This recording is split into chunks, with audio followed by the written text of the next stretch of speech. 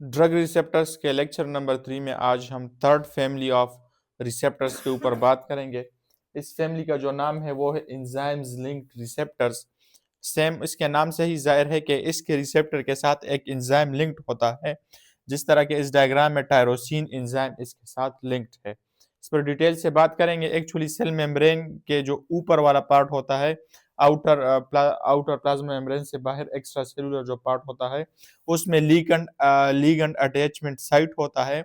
और साइटोसोल की तरफ जो इनर पार्ट होता है उसमें एक्चुअली एक एंजाइम लिंक होता है। इसमें जो सबसे बड़ी फैमिली है वो आरटीकेज की है। रिसेप्टर्स टायरोसिन काइनेज इसको बोला जाता है आरटीकेज।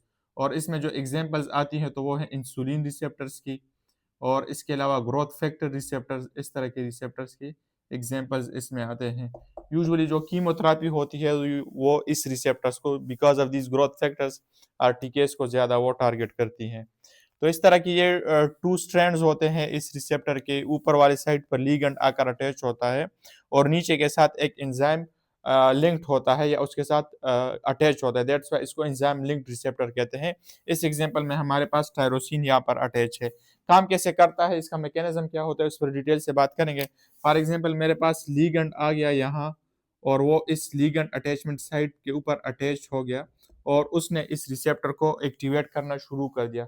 तो क्या होता है कि ये जो टायरोसिन या ये रिसेप्टर के जो टू मानोमर्स होते हैं, दे एक्चुअली ये अटैच हो जाते हैं और इसको ये अटैच होकर डायमर बना देते हैं। When two monomers combine they become dimer, और इस प्रोसेस को एक्चुअली कहा जाता है डायमराइजेशन।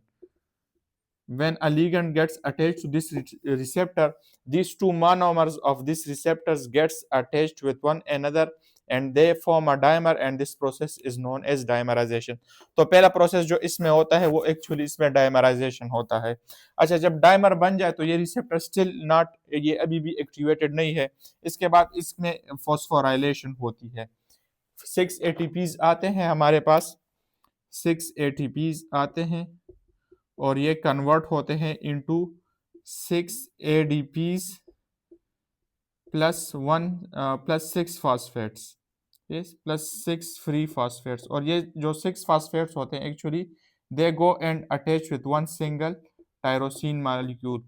टायरोसिन मालिक्यूल के साथ ये वन सिंगल फॉस्फेट अटैच हो जाता है और इसको फिर कहा जाता है फॉस्फोराइलेटेड टायरोसिन काइनेज, या इसको फॉस्फोराइलेशन भी कहा जाता है। आफ्टर दिस फॉस्फोराइलेशन, जब इसके साथ फॉस्फेट मॉलिक्यूल्स अटैच हो जाए हमारे इस टायरोसिन एंजाइम के साथ, टायरोसिन काइनेज एंजाइम के साथ, इसके बाद जो है हमारा जो रिसेप्टर होता है वो फुली एक्टिवेटेड हो जाता है।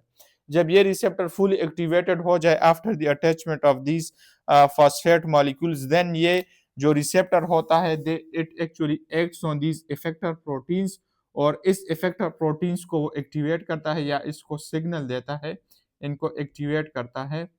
और इन इफेक्टर प्रोटीन्स के एक्टिवेट होने के बाद हमारे पास जो है सेल रिस्पॉन्स जो होता है वो प्रोड्यूस होता है।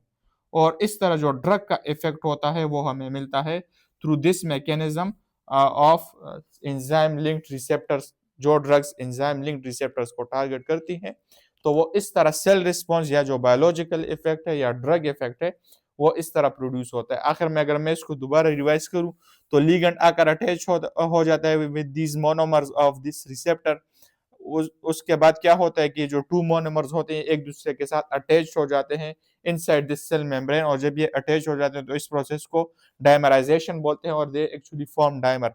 लेकिन डायमर बनने के बाद still this receptor is not fully activated. Then 6 ATPs come, they are converted into 6 ADPs plus 6 free phosphates. ये फ्री फास्फेट्स इस टायरोसिन काइनेज के साथ अटैच हो जाते हैं and this process is known as phosphorylation. After the phosphorylation of this receptor is now completely activated and it further activates further effector proteins inside that cell. Cell के cytoplasm में जो proteins होते हैं उनको वो एक्टिवेट करता है, और जब ये इफेक्टर प्रोटीन्स एक्टिवेट होते हैं तो हमारे पास सेल रिस्पॉन्स, बायोलॉजिकल इफेक्ट या ड्रग इफेक्ट हमारे पास प्रोड्यूस होता है।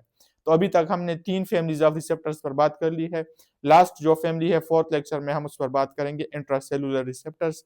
इसमें अगर कोई सवाल या कंफ्यूजन हो तो आप कमेंट्स में पूछ सकते हैं।